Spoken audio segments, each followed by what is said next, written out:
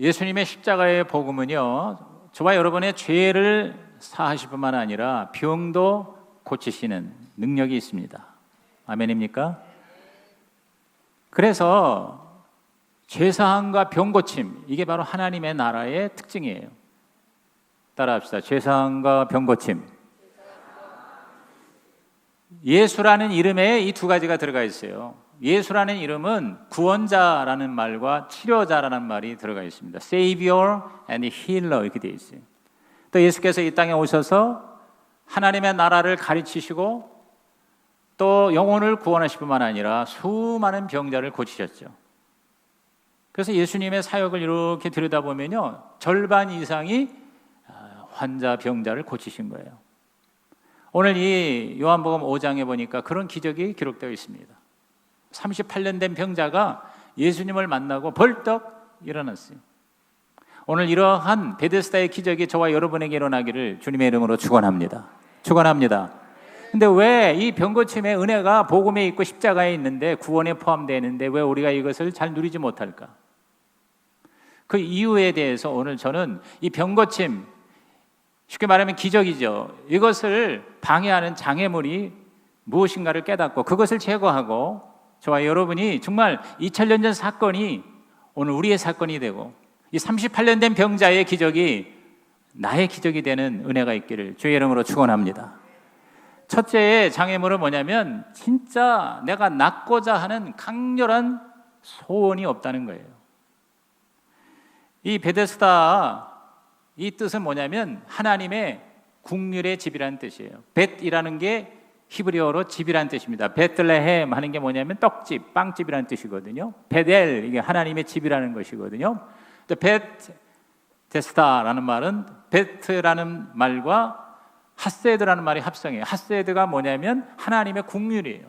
하나님의 자비예요. 그래서 The House of Mercy, 즉 자비의 집이라 하는 뜻이 있어요.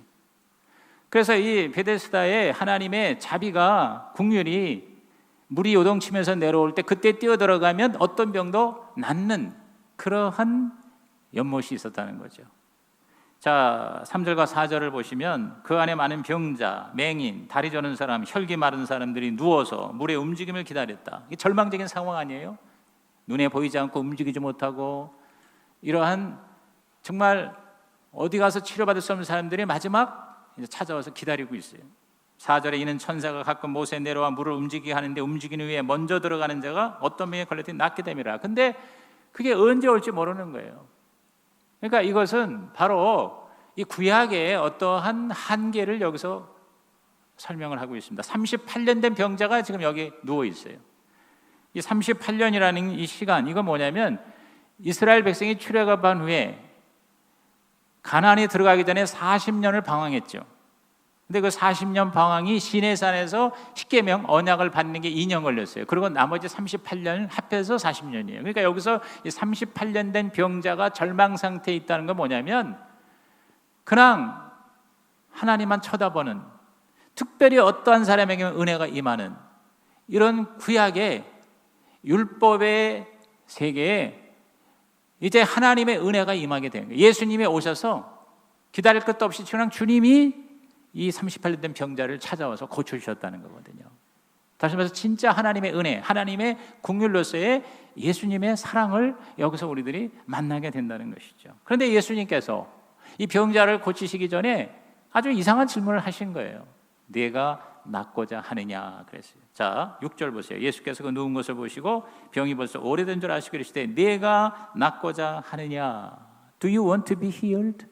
내가 낫고자 하느냐? 이걸 질문이라고 할까? 저도 처음에 38년 된 병자가 그럼 낫기를 원하지 않겠어요? 그런데도 예수님이 일부러 내가 낫기를 원하느냐 그랬어요. 왜 그랬을까요?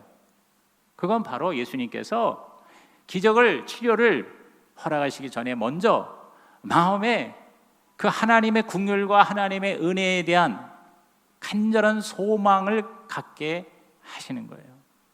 소원이 있어야 된다 그 말이에요. 여러분, 마음속에 진정으로 저와 여러분이 치유를 원해야 돼요. 기적을 원해야 돼요.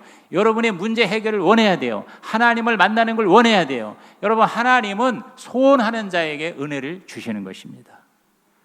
오랜 투병과 병간호에 익숙하고 편안해지다 보면은요, 정말 이 병을 내가 나아야 되겠다, 여기서 내가 일어나야 되겠다라고 하는 이런 간절한 열망이 없을 수가 있어요. 그냥 그걸 그대로 받아들이는 거예요. 그냥 그 안에서 영어로 comfort zone, 그냥 안전한 지대로 편안하게 그냥 있는 거예요.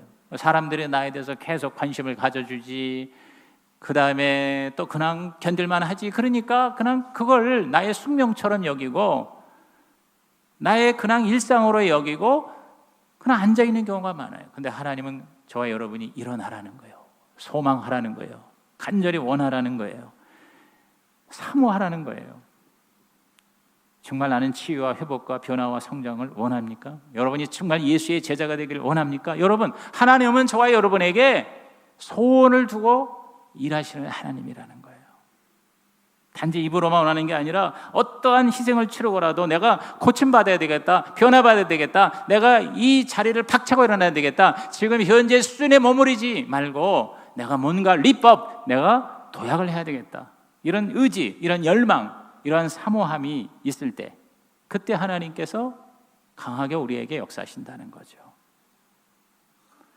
특히 중독 증세에 있는 사람, 이걸 내가 어떻게든지 내가 이걸 이겨야 되겠다, 극복해야 되겠다, 치료받아야 되겠다 그래야 돼요. 꼭 육신의 질병만이 아니라 여러분의 성격이, 이게 좀 모난 사람들 중에 이런 사람이 있어요. 나는 원래 이렇게 생겨 먹었어, 나는 원래 성격이 급해, 나는 못됐어, 이렇게 얘기를 하는 사람이 마치 자랑하듯이 정말 거기서 내가 변화돼야 되겠다는 이런 마음보다는 그냥 나는 이런 사람이야 라고 그렇게 반응하는 사람에게는 하나님의 치유의 기적이 일어날 수가 없다는 거죠. 오늘 하나님은 저와 여러분의 마음을 보세요. 정말 간절히 원하는 자에게 하나님은 찾아오시는 거예요. 여러분, 시편 26편 2절에 여호와여 나를 살피시고 시험하사 내 뜻과 내 양심을 단련하소서. 다윗처럼 저와 여러분이 하나님, 내가 이렇습니다, 내 마음 이렇습니다.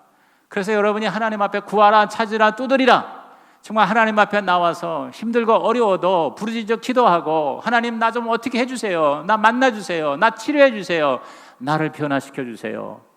이렇게 저와 여러분이 하나님 앞에 영적인 굶주림, 영적인 갈망, 영적인 배고픔이 있기를 주의 이름으로 축원합니다. 여러분, 금식을 해보면요, 모든 게 맛있어요. 모든 게 은혜가 된다는 거예요.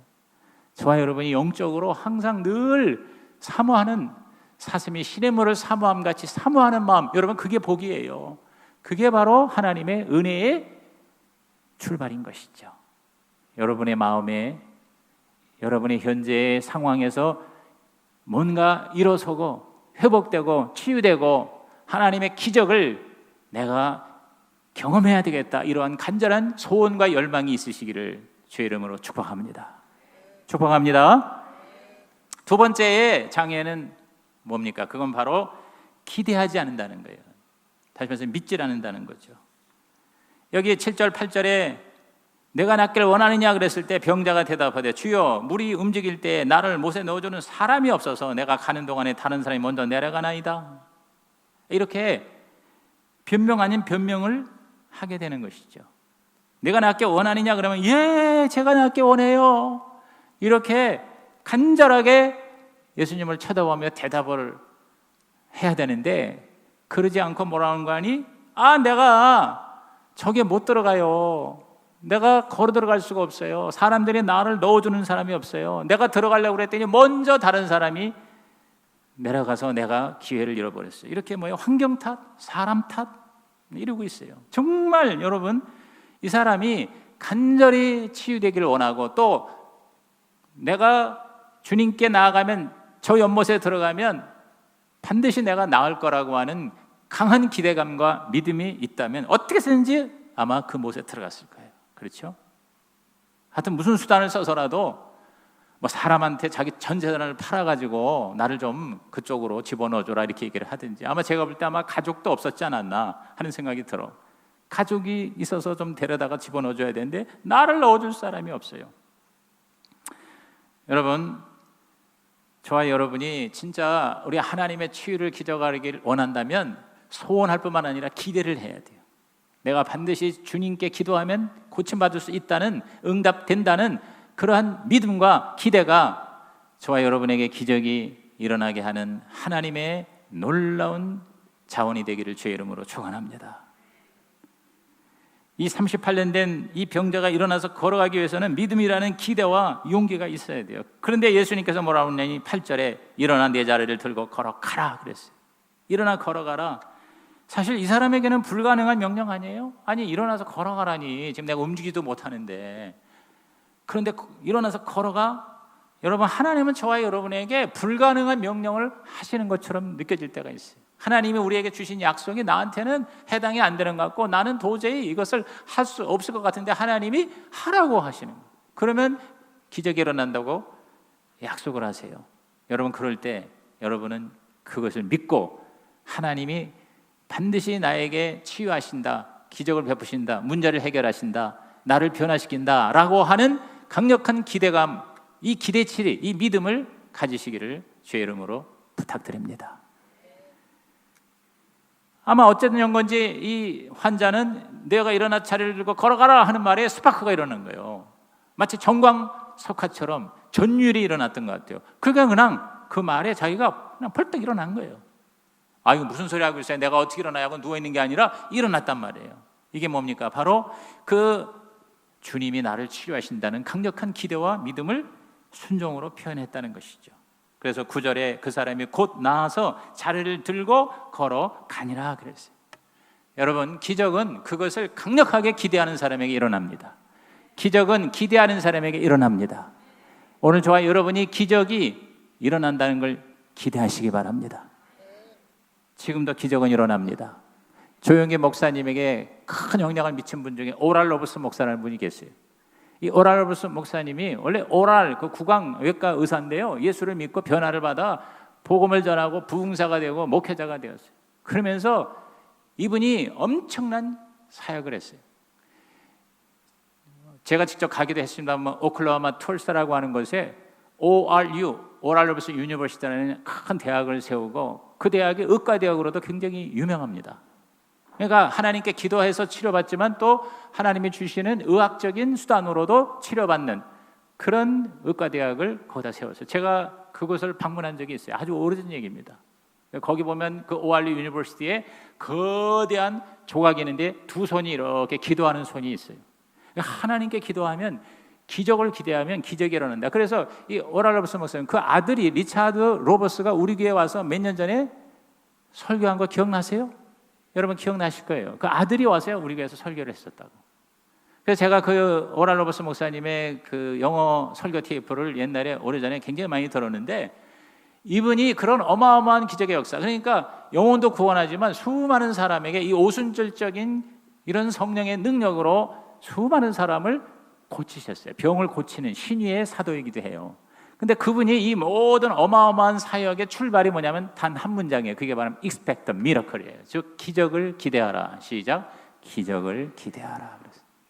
그런 책을 쓰기도 했어요. expect the miracle. 그러니까 이분은 그냥 나오자마자 expect the miracle. 그래. Something good is going to happen to you. 그럽니다. 기적을 기대하십시오. 예수 안에서 좋은 일이 일어납니다. 그래서 이렇게 우리가 좋은 일이 일어난다고 기대하는 그만큼 일어난다. 하나님의 은혜는 무한이고 모든 사람에게 다 동일하게 주시는데 어떤 사람은 못 받기도 하고 어떤 사람은 많이 받기도 하고 적게 받기도 하고. 왜 그러냐? 바로 우리의 기대치, 즉 그게 믿음의 분량이죠. 기대치에 따라서 하나님의 은혜는 우리에게 주어진다는 것이죠. 그러므로 저와 여러분이 적극적으로 기대하고 간절히 하나님 앞에 구하고 강력하게 믿고 확신하면 여러분 2000년 전의 기적이 오늘의 기적이 되고 이 사람의 기적이 나의 기적이 될 줄로 믿는 것입니다. 아멘입니까? 여러분, 이 기대에 기적이 일어나기를 주의 이름으로 축원합니다. 우리는 변할 수 있다고 기대해야 돼요. 믿어야 돼요. 지금 이 수준이 아니고 리법, 우리가 도약하고 뛰어 올라갈 수 있다고 기대해야 됩니다. 하나님은 절망이 없으시고 하나님은 실패가 없으시고 하나님은 포기가 없으시는 하나님. 우리가 변하지 못한다면 우리 교회는 어떻게 되겠습니까? 그러므로 내가 변하면 우리 교회가, 우리나라가 변한다. 이런 기대감을 가지고 저와 여러분, 나 같은 사람이 뭐 그러지 마시고 여러분 한 사람이요 교회마다요, 한 사람이 변화됨으로 교회 전체가 변화되는 경우가 많습니다. 한 나라도요, 한 사람이, 한 리더가 진짜 변화가 되면 나라가 변화될 수가 있는 거예요. 동의하십니까, 여러분? 여러분의 목장이, 여러분의 가정이, 여러분의 사업장이 여러분 때문에 변화되기를 주의 이름으로 축원합니다. 여러분이 기적의 씨앗이 되기를 주의 이름으로 축원합니다. 게으름이 부지런함으로, 이기주의가 사랑과 섬김으로, 남 탓이 책임감으로, 비난 비평 불평의 비비불이 인칭축으로 바뀔 수 있다고 하는 그 기대감을 가지고 기도하고 노력하고 부르짖고 선포하면 여러분, 하나님의 기적은 상식이 될 수가 있을 줄로 믿는 것이죠. 제가 여러분에게 어제 우리 유튜브 영상을 하나씩 보내드렸었어요. 보셨어요, 여러분? 하도 많이 오니까 별로 보지도 않죠. 담임 목사가 보내는 건 좀 보시기 바랍니다. 여러분, 이게 바로 얼마 전에 있었던 일이에요. 코드리라고 하는 우리 한국인 2세입니다. 아버지가 한국 사람이고 엄마가 흑인 여자인가 그래요. 거기서 태어난 코드라고 하는 이 아이가 문제가 있는 거예요. 자폐 증세가 있어가지고 나이는 먹어도 말도 제대로 못하고, 쉽게 말하면 지체가 아니 정신, 그런 일에 지체 부자일죠. 그렇죠? 정신적인 박애가요. 그런데다가 또 눈이 또 안 보여. 블라인드예요. 맹인이에요. 그야말로 이 38년 된 병자 같은 절망적 상황이에요. 그런데도 불구하고 그 어머니가 크리스찬이에요. 기도하고, 그 아들이 보니까 음악에 좀 관심 있는 걸 보고 피아노를 이제 같이 어렸을 때부터 이렇게 가르치고 피눈물 나게 그 아이를 훈련시켰어요. 기대감을 가졌어요. 우리 아이도 뭔가 하나님께 영광 돌릴 수 있다. 기적은 일어날 수 있다. 그렇게 그 아이를 노래 부르고 피아노를 치게 하고 음악으로 그렇게 계속 회복을 시키는 거예요. 그런데 아메리칸 갓 탤런트라고 AGT라고 하는 유명한 프로그램이 있습니다. 이게 뭐냐면 그냥 전국에서, 전 세계에서 자기 재능이, 탤런트가 있는 사람이 와가지고 그거를 발표해서 이제 계속 그 경쟁 8강, 4강 이렇게 올라가서 마지막 우승자가 100만 불을 받는 거예요. 매년 그렇게 100만 불. 100만 불이면 12억 가까이 되잖아요. 그런데 바로 지난번에 이 코들이라고 하는 이 아이가 올라온 거예요. 여러분 그 영상 보세요. 감동적으로 그렇게 노래를 부르니까 다 심사위원들이 일어나가지고 거기서 그 골드 부자라고 그래가지고 이 금색의 그 부자가 있어요. 배를 빵 눌러요. 그럼 누르면 그게 바로 뭐예요? 진짜 잭팟이 터지는 거예요. 100만 불 그 사람한테 들어가는 거예요. 그렇게 우승을 했어요. 그리고 간증을 하는 거예요. 여러분, 기적은 일어납니다. 절망하지 말고 소망을 가지고 하나님이 나와 함께 하시면 어떠한 것도 하나님은 해결해 주신다, 치료해 주신다, 고쳐 주신다. 이렇게 강력한 기대감이 있는 우리 교회가 되고 여러분의 목장이 되고 가정이 되기를 주님의 이름으로 축원합니다. 기적을 기대하는 그런 기대감을 가지는 거예요. 저도 이번에 가서 제 마음에 기대감을 가졌어요. 그 서울교회 그리고 늘 푸른 교회 못지않은 정말 멋진 우리의 신약교회가 우리 성수교회가 될 거라는 기대감을 가졌어요. 하나님께서 제 페이스를 다시 찾게 하셨어요.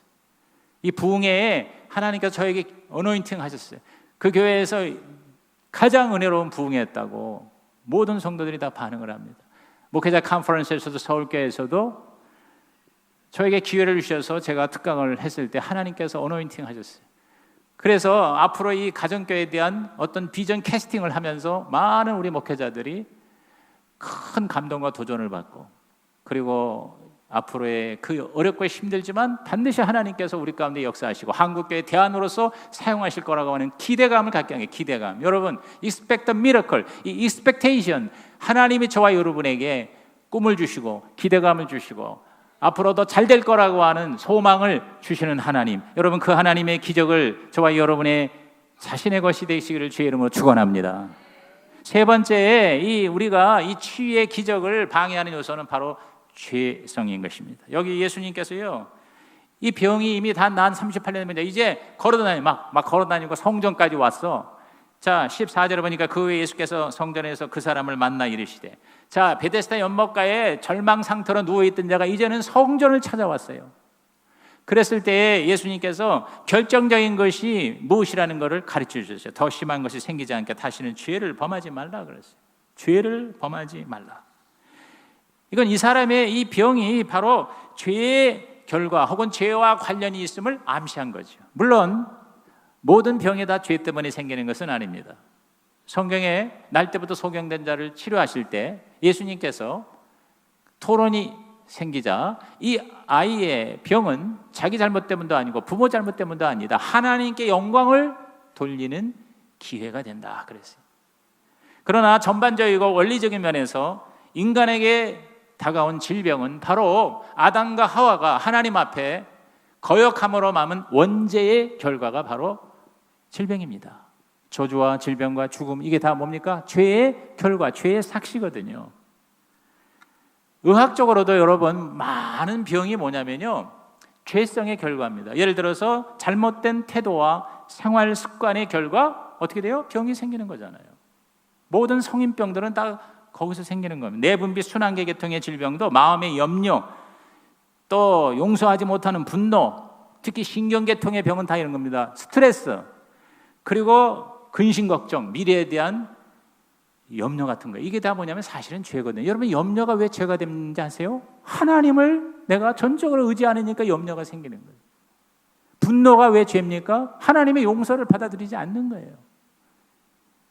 결국은 보면 우리들이 이 과한 것이 다 병이 되잖아요. 여러분, 과로, 과욕, 과식, 이것으로 인해서 다 뭐예요? 우리 몸에 병이 생기는 거, 마음에 병이 생기는 거예요. 이 과라는 게 바로 죄예요. 지나치다는 거예요. 제자리를 찾지 못하는 거예요. 죄라는 건 하나님의 그 원래 정해진 뜻에서 벗어나는 거가 하말티아가 바로 죄거든요. 그런 점에서 오늘 우리는 우리 하나님 앞에 회개할 건 회개하고 내려놓을 건 내려놔야 돼요. 병이 낫고 난 다음에도 계속 우리의 삶을 경건하게 절제 있게 잘 관리하지 않으면 어떻게 돼요? 다시 병이 생기는 거죠. 그렇죠? 그래서 성경은 이 죄와 병의 관계성에 대해서 여러 군데서 얘기를 합니다. 야고보서 5장 15절에서 16절에 보면은 우리 다 같이 읽어볼까요? 시작. 믿음의 기도는 병든 자를 구원하리니 주께서 그를 일으키시리라. 혹시 죄를 범하였을지라도 사하심을 받으리라. 그러므로 너희 죄를 서로 고백하며 병이 낫기를 위하여 서로 기도하라. 의인의 간구는 역사하는 힘이 큼이니라. 여기 뭐라고 그랬어요? 죄를 고백하고 병이 낫기를 위하여 서로 기도하라 그랬어요. 그러니까 하나님의 뭐 꼭 치병만이 아니라 병 고침뿐만 아니라 모든 하나님의 은혜와 긍휼과 모든 좋은 축복들이 나한테 쏟아지려면 어떻게 돼요? 막히지 말아야 되잖아요. 근데 그 하나님이 나에게 주시는 은혜의 통로가 막히게 하는 게 뭐예요? 그게 바로 죄죠. 저와 여러분이 자신만이 아는 어떠한 잘못된 그런 죄성이 있을 거예요. 그걸 하나님 앞에 내려놓고, 그렇다고 죄책에 시달리라는 게 아니에요. 하나님 앞에 용서를 구하고, 그래서 뻥 뚫리는 그런 하나님의 은혜가 오늘 저와 여러분에게 임하기를 주의 이름으로 축원합니다.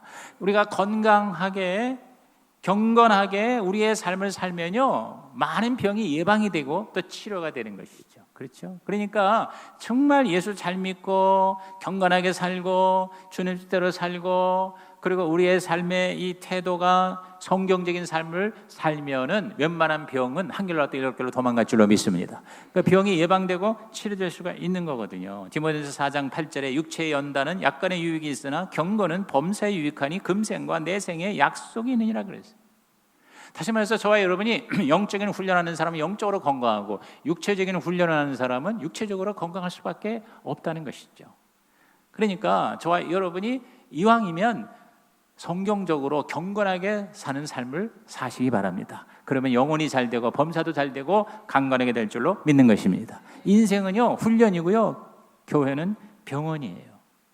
계속 훈련받으면 사람이 변하고 교회에서 공동체적으로 사람들을 치유하고 회복시키고 성장시키는 그러한 사명이, 능력이 하나님의 은혜로 내재가 되어 있다는 것이죠. 우리 성수교회가 앞으로 영혼만 구원할 뿐만 아니라 육신의 병도 고치고 여러 가지 정신적인 심리적인 그러한 문제도 해결되는 하나님의 종합병원이 되기를 주의 이름으로 축원합니다. 축원합니다. 여러분, 그 마태복음 9장에 보면은 4명의 친구들이 지붕을 뚫고 예수님 계신 곳에 자기 친구 중풍병자를 내려놓아서 치료받는 장면이 나오죠. 거기서 예수님이 처음부터 이 중풍병자를 고쳐주신 게 아니라 처음에는 뭐라 했냐면 내 죄사함을 받았느니라 그랬어요. 그러니까 막 유대인들이 수걱수걱대고 그러니까 병 고치는 것과 죄 사함 받는 게 어떤 게 더 어려우냐? 죄가 더 어렵잖아요. 그러나 너희 눈이 볼 때에 확실하게 믿게 하기 위해서 내가 이 자의 자리를 일어나게 하리라. 그래서 벌떡 일어난 거예요. 그런데 예수님의 원래 마음은 병만 고치는 게 아니라 뭐예요? 죄도 용서받아서 구원받게 하는 것이다. 그러니까 주님의 뜻은 저와 여러분이 구원만 받는 게 아니라 병도 고침받고 저주도 자유와 해방을 누리고 모든 문제도 해결받기를 원하시는 하나님, 좋으신 하나님, 여러분 이 하나님을 날마다 바라보고 다시 한번 새롭게 만나시기를 주님의 이름으로 축원합니다. 마지막 네 번째의 장애 요소가 있다면 그거 뭐냐면 부정적인 분위기예요. 여기 보니까 10절 보십시오. 유대인들이 병 나은 사람에게 이르되 안식일인데 내가 자리를 들고 가는 것이 옳지 아니하니라 그랬어요. 여러분 다 죽어가는 38년 된 병자가 살아나고 벌떡 일어났으면 얼마나 좋은 일이에요. 축하해주고 기뻐해주고 축복해줄 일이잖아요. 그런데 이 율법주의자들, 이 구약에 하나님의 이 국률을 제대로 알지 못하는 이 유대인들이 뭐라고 했냐면 옳지 않다. 왜? 안식일에는 이사를 가지 말아야 되는데 이 사람이 깔고 앉았던 돗자리를 들고 일어나는 게 이게 안식일 규정의 위법이라는 거예요. 옳지 않다. 여러분 지금 옳다 옳지 않다 가지고 따지고 있어요. 지금 예수님은 사람을 살렸거든요. 살렸으면 축하해 줘야 되잖아요. 오늘 우리가 이러한 우에 빠지기가 쉽다는 거예요. 그 사람이 살아나고 잘되고 구원받고 치유되는 거에 집중해야지 어쩌고 저쩌고 하면서 내 눈에 내 생각에 다르다고 그래서 판단하는 이러한 부정적인 분위기가 있으면 곤란하다는 거죠. 여러분 율법주의라는 게 뭘까요? 율법주의는요 사랑 없이 하나님을 믿는 거예요. 사랑 없이 하나님을 믿는 거예요. 교리는 분명해요. 하나님에 대한 충성과 헌신은 대단해요. 그런데 뭐냐면 국률이 없는 거예요. 베데스다라는 게 국률의 집이거든요. 사랑이 없는 거예요. 그런데 예수님은 어떻게 보면 예수님도 율법주의자예요. 예수님은 율법을 무시한 게 아니라 율법을 완성시키러 오신 분이거든요. 그런데 예수님의 율법주의는 뭐냐면 사랑이 있는 은혜예요. 사랑이 있는 율법이에요. 안식일이 그 규정을 지키는 것보다 중요한 건 사람을 살리는 것이다. 진짜 사람에게 하나님의 안식을 주는 것이다. 다시 말해서 목적이 이끌어가는 그러한 사랑의 국률이 바로 예수님의 율법주의예요. 오늘 저와 여러분에게 진정한 하나님의 법을 지키는 삶은 뭐냐면 사랑이에요. 우리는 사랑이 있는가? 이것이 사랑인가? 하고 늘 물어야 한다는 거예요. 저와 여러분의 모든 헌신이 그 동기가 그 근원이 사랑인가? 내가 하나님의 사랑을 받았기 때문에 그 사랑을 내가 나누어주는 그러한 통로가 되는가? 이것을 우리가 늘 살펴야 되는 것이죠. 이번에 저는 그 짧은 기간에 컨퍼런스와 부흥회를 참석하고 나서 남은 기간 압축해가지고 22명이나 제가 사람을 만나서 인터뷰를 했어요. 컨퍼런스에 참석한 목회자들하고 새벽에 밤에 새벽 5시에 하기도 하고 밤 12시에 하기도 했어요. 늘 푸른교회에서도 서울교회에서도 그 목사님들이 최영기 목사님이나 이수관 목사님이 추천해 주는 분들을 만나느라고 22명이나 만나서 인터뷰를 했거든요. 근데 그거 제가 무슨 일이라고 생각한 게 아니라 저에게 굉장한 은혜가 되는 거예요. 도전이 되는 거예요. 제 자신 하나님 앞에 다시 한번 반성하게 되는 거예요. 거기에 대부분의 인터뷰한 우리 목녀들마다 하는 고백이 뭐냐면 25년, 26년째 지금 목녀하는 사람들 대부분이었었어요. 근데 그분들의 한결같은 얘기는 바로 사랑이더라고요. 나 같은 죄인, 죽을 수밖에 없는 나를 구원하신 하나님이 이렇게 다른 사람을 구원하도록 쓰신다는 것이 그 은혜가, 그 사랑이 너무 감사하다는 거죠. 신학교 가지 않아도, 평신도 일지라도 나 같은 죄인을 하나님은 쓰신다는 거예요. 그게 감사한 거예요. 그래서 힘들고 괴롭고 어떤 때는 진짜 하고 싶지 않지만 놓지 못하는 이유가 바로 사랑 때문이라는 거죠. 하나님의 받은 사랑, 그리고 그 사랑을 주는 것이 가장 인생에서 가치 있다는 것을 절실히 느끼기 때문에, 그렇기 때문에 그냥 누가 시켜서가 아니라 그 안에 있는 그 주님의 마음, 이 베데스다에서 이 병자를 불쌍히 여기는 그 주님의 마음이 그렇게 동기부여를 하고 있다는 것을 확인한 거예요. 다 거의 공통적이더라고요. 거기 이민숙 목자라고 이제 나중에 여러분 영상 보면 아시겠지만 이분을 내가 인터뷰하느라고 최 목사님이 직접 지시를 했는데도 가까스로 인터뷰가 됐어요. 왜냐하면 이분은요, 뭐 이거 인터뷰하고 알려주고 이런 거 관심 없어. 이게 전설 같은 분이에요. 이분이 26년째 지금 목자를 하는데 오로지 그 영혼 구원이야. 그래서 VIP 그러니까 VIP 만나느라고 나 만나는 시간이 없다는 거예요. 그러니까 나 만나고 나서도 부지런히 4시까지 무슨 미용실에 가야 되는데, 왜냐하면 거기 자기 VIP가 만나기로 약속해서 자기가 머리를 해주는 선물을 주기로 했대. 그러면 거기에 그 사람뿐만 아니라 여러 친구들이 오는데 그 사람 다 이름 따고 전화번호 따고, 그래서 지금 297명의 VIP 명단을 가지고 있어요. 지금 20년째 기도하는 사람도 있대요. 297명을 매일 기도를 하는데 어떤 때는 10년 만에 이루어지고 어떤 때는 한 달 만에 예수님을 영접하게 된다. 그래서 지난 20 몇 년 동안 많은 목장을 분가시킬 뿐만 아니라 수많은 영혼을 구원하는데, 근데 그게 그렇게, 그러니까 다 우리가 그렇게 되라는 게 아닙니다. 괜히 여러분이 이걸로 또 스트레스 받지 마세요. 근데 내가 거기서 깨달은 게 뭐냐면, 우리가 VIP 한 명을 확실하게 갖는 것도 그렇게 그거를 힘들어하고 이런 핑계 저런 이유를 대고 있는데, 이렇게 마치 미친 것처럼 297명 한 사람이 297명의 VIP를 품고 기도를 하고 만나고, 그래서 하루에도 몇 시에 누구 이렇게 만나는 그런 것들을 다 이렇게 스케줄에 넣어가지고 미친 듯이 만나고, 그리고 자기 자신을 거기다가 던지는 거예요. 그러니까 뭐냐면 하나님께서 전설이 되게 하시더라고. 영혼 구원의 역사가 지금까지 얼마나 일어나는지, 그 뭐 몇몇 년간 물어보니까 자기는 얘기도 안 해요. 뭐 숫자가 무슨 중요하냐고. 그러나 분명한 건 지금 현재 나는 297명의 VIP를 놓고 매일 기도합니다. 매일 만납니다. 그들을 섬깁니다. 그렇게 얘기하더라고요. 그 왜 그러느냐? 바로 사랑이라는 거죠. 나 같은 죄인, 하나님이 사랑하셔서 구원해 주셨는데 그걸 생각하면 이거는 너무 감사한 일이죠. 여러분, 이게 바로 기적이 아니겠습니까? 오늘 저와 여러분에게 이런 긍정적인 분위기, 선한 사역, 치유와 회복의 기적을 기대하는 분위기가 여러분 가정과 목장과 우리 교회에 넘치게 임하시기를 주의 이름으로 축원합니다. 하나님이 지금도 역사하시고 지금도 기적은 가능하다는 이 긍정의 신학이 여러분 이 치유에는 굉장히 결정적이죠.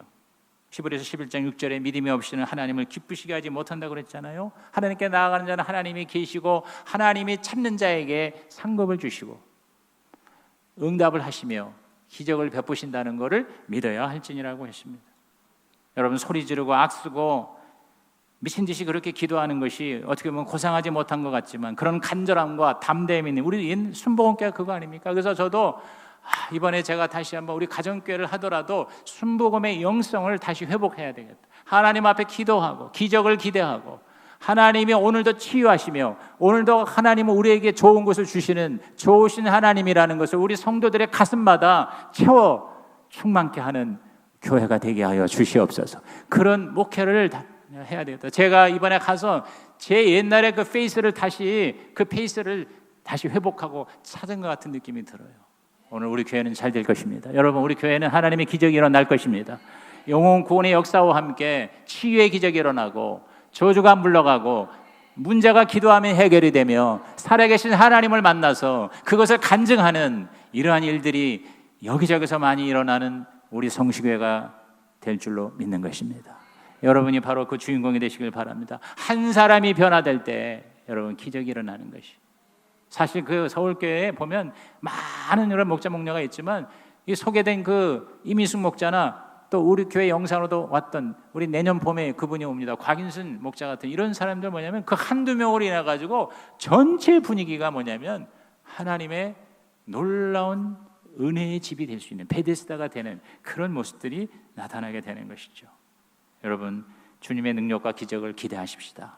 힘들다고 원망 불평하지 마십시다. 어떤 사람이 헤매고 있을 때 그럴 수도 있지라는 마음으로 교회 분위기를 용납과 수용과 인정과 격려의 분위기로, 긍정의 분위기로 만들 때에 하나님은 저와 여러분에게 더 넘치는 은혜와 축복과 치유와 기적을 허락해 주실 줄로 믿는 것입니다.